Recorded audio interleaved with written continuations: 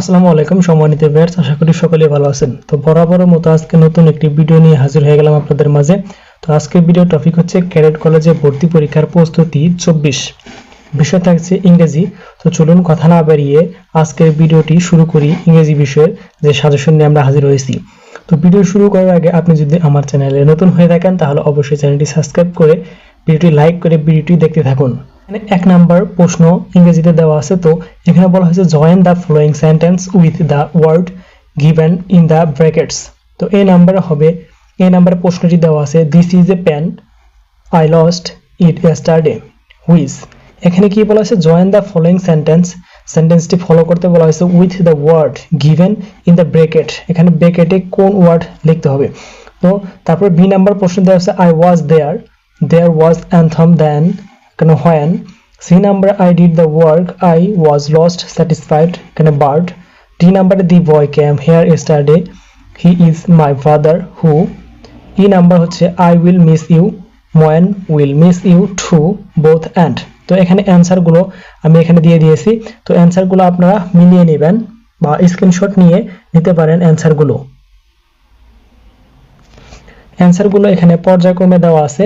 তো এই নাম্বারে অ্যানসার হবে, এখানে প্রশ্ন ছিল this is a pen I lost it yesterday এখানে হুইচ।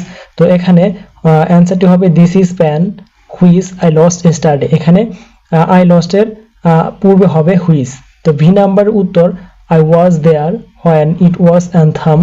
সি নাম্বারে পর্যায়ক্রমে অ্যানসারগুলো I did the work but not satisfied.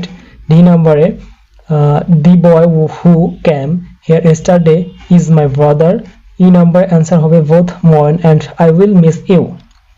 তারপর আমরা 2 নাম্বার প্রশ্ন নিয়ে আলোচনা করব। 2 নাম্বার প্রশ্নটি আছে যে transform the following sentence us direct.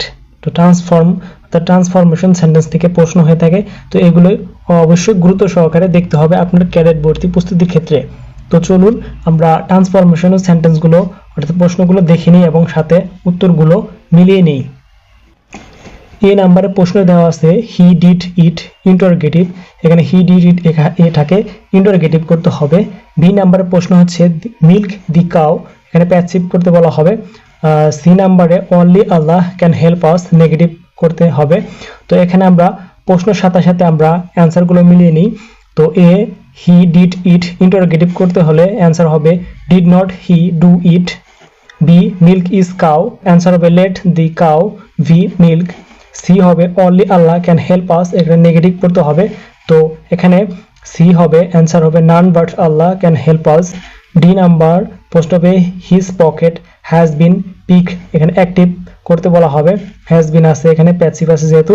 তো অ্যান্সার হবে সাম হ্যাজ পিকড হিজ পকেট। তো এগুলো ভালোভাবে বোঝার ক্ষেত্রে এবং উত্তরগুলো মিলিয়ে নেওয়ার ক্ষেত্রে বারবার ভিডিওগুলো দেখতে হবে।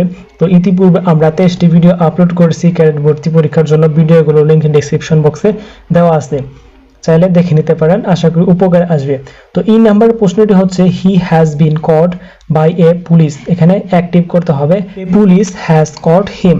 তারপরে আমরা আলোচনা করব 3 নাম্বার প্রশ্নটি নিয়ে। 3 নাম্বার প্রশ্নটি হচ্ছে fill in the blank with appropriate preposition, অর্থাৎ অ্যাপ্রোপ্রিয়েট প্রিপোজিশন থেকে প্রশ্ন হয়ে থাকবে অবশ্যই। তো এগুলো আমরা দেখে নিচ্ছি। এ হচ্ছে take care dash it. B হচ্ছে an honest person avoids dash his promise. তো এখানে আমরা প্রশ্নের সাথে সাথে অ্যান্সারগুলো সাথে আলোচনা করব। তো এ নাম্বারে take care dash it, take care এর উত্তর হবে অফ ইট। বি হচ্ছে an honest man avoids dash his promise, এখানে বাই হিজ প্রমিস। সি হচ্ছে good took pity dash him, এখানে হবে অন হিম। ডি হচ্ছে student should have easy access dash the headmaster, এখানে হবে টু দি হেডমাস্টার। ই হচ্ছে he is addicted dash drinking addicted to drinking. Cadet কলেজে ভর্তি পরীক্ষার প্রস্তুতি 24 বিষয় ইংরেজি 1, 2, 3 আজকের আলোচনা এখানে শেষ করছি। পরবর্তী ভিডিও আমরা অবশ্যই পাবলিশ করব, সেই জন্য আমাদের চ্যানেলটি সাবস্ক্রাইব করে পাশেই থাকুন এবং ভিডিওতে কোনো ধরনের তথ্য জানার থাকলে অবশ্যই কমেন্ট করুন এবং ক্যাডেট ভর্তি ইচ্ছুদের ভিডিওটি শেয়ার করতে ভুলবেন না। তো আজকের মতো আলোচনা এখানে শেষ করছি। ধন্যবাদ সবাইকে। আসসালামু আলাইকুম।